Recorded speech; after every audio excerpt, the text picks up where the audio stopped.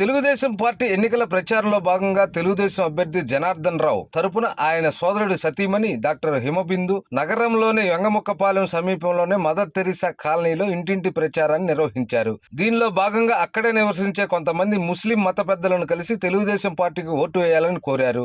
Slum areas ఈ రోజు అందమైన సుందరంగా ఉన్నాయంటే ఆనాడు దామచర్ల జనార్దన్ రావు చేసిన అభివృద్ధేనని ఆమె ఓటర్లకు వివరించారు.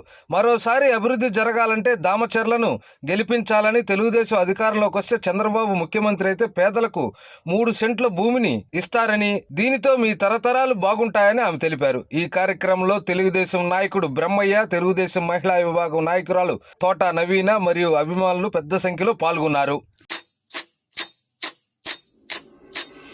అమ్మలార అక్కలార అన్నలార విన్నారా, అయ్యలార అవ్వలార పిల్లలార వింటారా. బాబు షూరిటీ భవిష్యత్తు గ్యారంటీ, బాబు షూరిటీ భవిష్యత్తు గ్యారంటీ, మన బాబు షూరిటీ భవిష్యత్తు గ్యారంటీ, మన బాబు షూరిటీ